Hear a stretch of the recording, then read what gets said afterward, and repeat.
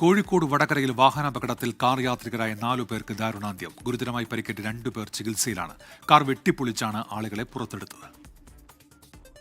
ഉച്ചയ്ക്ക് 3 മണിയോടെയാണ് മൂരാട് പാലത്തിന് സമീപം ദേശീയപാതയിൽ കാറും ട്രാവലറും തമ്മിൽ കൂട്ടിയിടിച്ചത്. കാറിലുണ്ടായിരുന്ന 4 പേർ തൽക്ഷണം മരിച്ചു.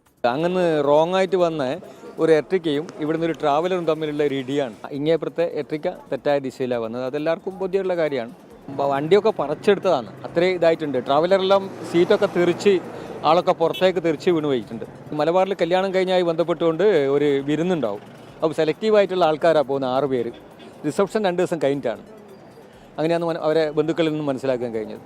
കാർ യാത്രികർ വിവാഹ സൽക്കാരത്തിനായി മാഹിയിൽ നിന്ന് കോഴിക്കോട്ടേക്ക് പോവുകയായിരുന്നു. പുന്നോൽ സ്വദേശിനികളായ റോജ, നളിനി, മാഹി സ്വദേശി ഷിൻലാൽ, അഴിയൂർ സ്വദേശിനി രഞ്ജിനി തുടങ്ങിയവരാണ് മരിച്ചത്.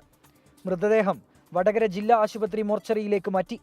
ഗുരുതരമായി പരിക്കേറ്റ 2 പേർ ചികിത്സയിൽ തുടരുകയാണ്. ട്രാവലറിൽ ഉണ്ടായിരുന്ന 7ഓളം പേർക്കും നിസ്സാരമായി പരിക്കേറ്റു. 24 കോഴിക്കോട്.